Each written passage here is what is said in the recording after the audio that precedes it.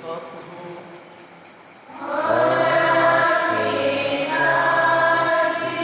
संत योहन के अनुसार पवित्र सुसमाचार।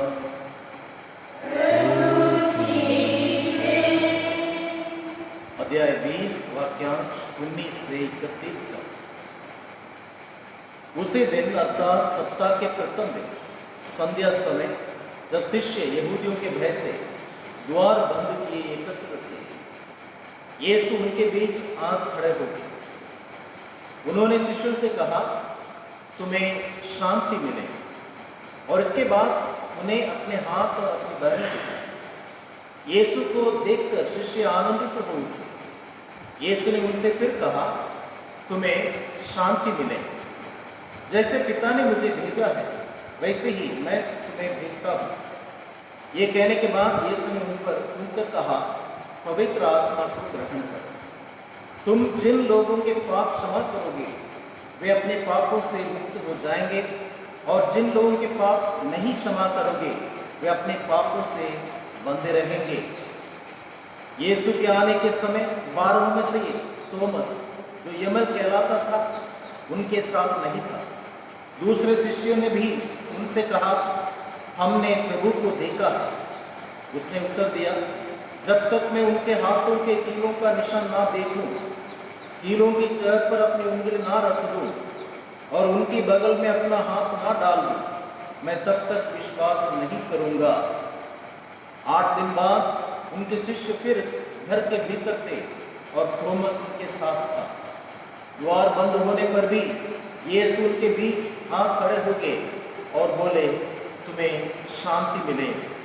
तब उन्होंने थोमस से कहा, अपनी उंगली यहाँ रख, देखो ये मेरे हाथ, अपना हाथ बढ़ाकर मेरे बगल में डालो और अविश्वासी नहीं बल्कि विश्वासी बनो।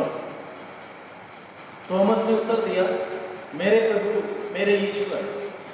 यीशु ने उससे कहा, क्या तुम इसलिए विश्वास करते हो कि तुमने मुझे देखा है? धन्य है वे जो बिना देखे ही विश्वास करते हैं। यीशु ने अपने शिष्यों के सामने और बहुत से चमत्कार दिखाए, जिनका विवरण इस पुस्तक में नहीं दिया गया है। इनका ही विवरण दिया गया है, जिससे तुम विश्वास करो कि यीशु ही मसीह है, ईश्वर के पुत्र हैं, और विश्वास करते हुए उनके नाम द्वारा जीवन प्राप्त करो।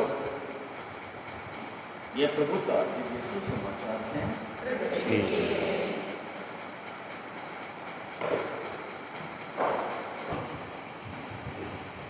संसार के प्रारंभ से ही परमपिता ने जिस प्रकार मानव जाति को अपने प्रतिरूप में बनाया और मानव जाति के साधारण एक मनुष्य के साथ वो निवास करना चाहता है, उनको बचाना चाहता है, सही रास्ते पर मार्गदर्शन करना चाहता है। इसलिए जब मानव जाति पाप के कारण ईश्वर से अलग हुई तो परमपिता ने अपने इकलौते बेटे के द्वारा अपनी दया सारी मानव जाति पर दिखाई है। हर एक कार्य द्वारा परमपिता ने मानव जाति पर अपने दया का प्रमाण दिया और यही आज हम स्मरण करते हैं, ईश्वरीय दया का रविवार के रूप में मनाते हैं और परमपिता की दया पर मनन करते हैं। समय समय पर हमें याद दिलाने की आवश्यकता है कि इंसान पाप के कारण, कुकर्म के कारण ईश्वर को भूल जाता है।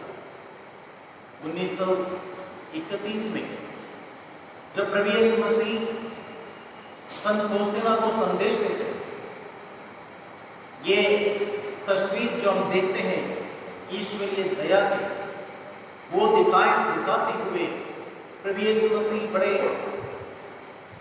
खुशी का संदेश सुनाते हैं इस संसार के लिए, मानव जाति के लिए।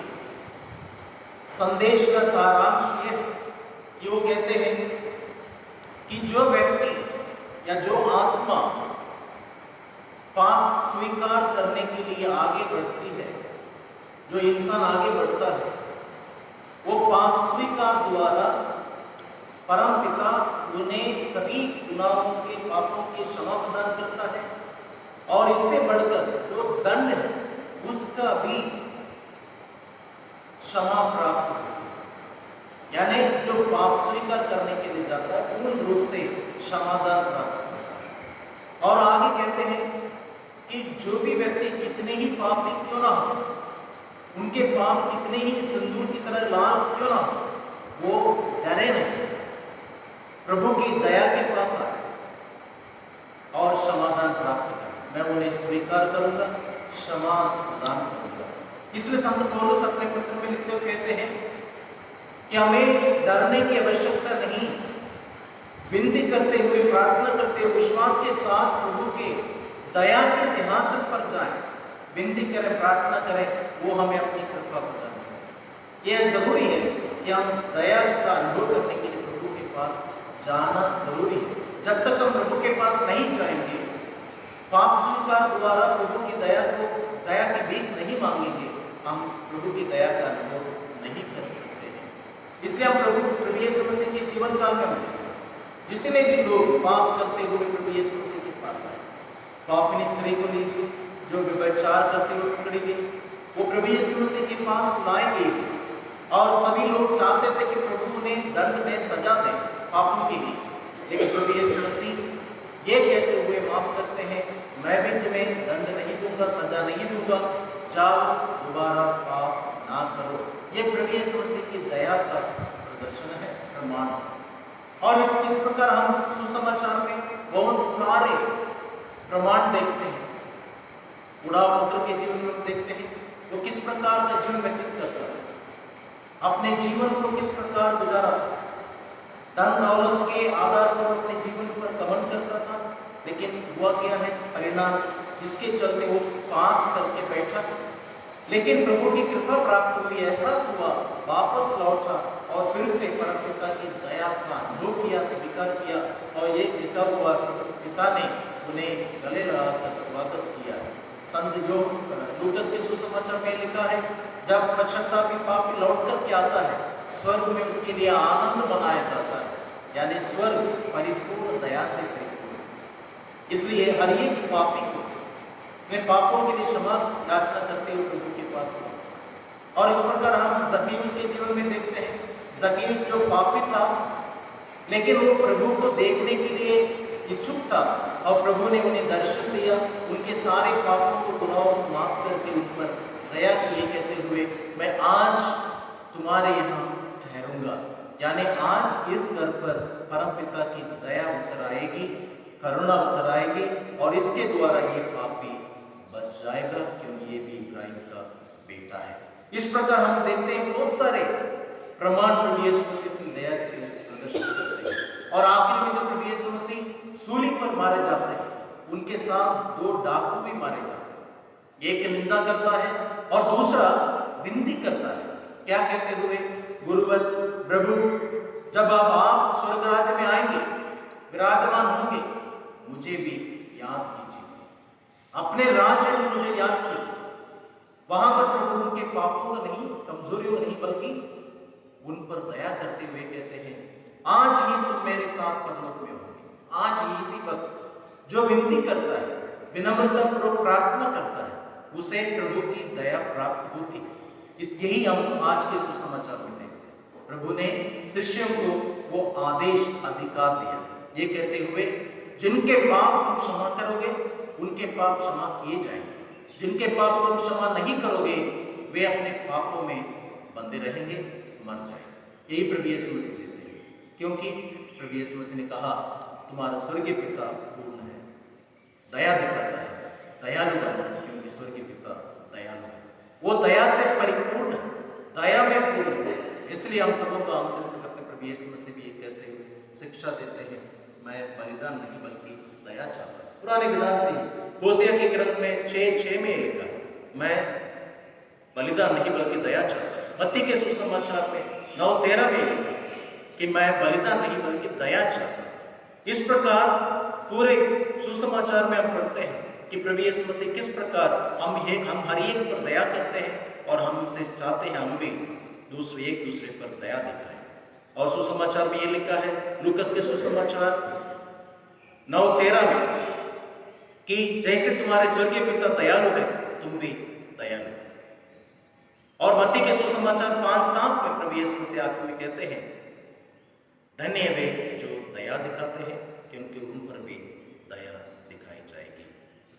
प्रभु यीशु प्रार्थना करें आज के दिन कि हमने कितने पाप किए हैं, कमजोरी हमारे अंदर, इन सब के बावजूद प्रभु यीशु मसीह हम पर दया दिखाते हैं, हमें माफ करते हैं, क्षमा करते हैं।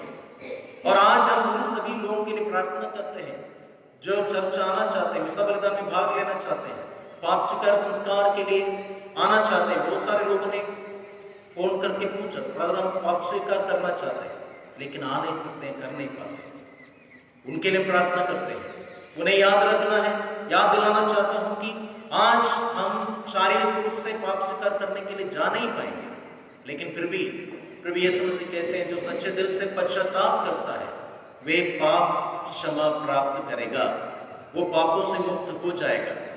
और परम प्रसाद ग्रहण करना चाहते हैं, प्रभु यीशु मसीह को रोटी के रूप में ग्रहण करना चाहते हैं, वो कर नहीं पाते। उनसे प्रभु यीशु मसीह कहना चाहते हैं कि तुम विश्वास के साथ प्रभु यीशु मसीह को अपने हृदय में ग्रहण करो। यही प्रभु यीशु मसीह करना चाहते हैं। इसके द्वारा प्रभु यीशु मसीह सारे विश्व पर, सारे लोगों पर, विश्वासियों पर अपनी दया प्रदर्शित करना चाहता है। इसलिए आज हम प्रार्थना करते हैं, धन्यवाद देते हुए कि प्रभु, जिस प्रकार आपने हम सबों पर दया की है, रहम की है, करुणा दिखाई है, वैसे हम लोग भी एक दूसरे पर दया करें, दया दिखाएं। और उन लोगों के लिए, खास करके जो बीमार हैं, कोरोना वायरस से पीड़ित हैं, उन सबों के लिए प्रार्थना करें कि प्रभु उन सबों पर दया करें, दया दिखाएं, उनके सभी गुनाहों को, पापों को माफ करके दया दिखाकर उन्हें पूर्ण स्वस्थ लाभ प्रदान करें और सारी मानव जाति को इस प्रकोप से, महामारी के प्रकोप से बचाकर मुक्ति और आनंद और शांति प्रदान करने की कृपा करें।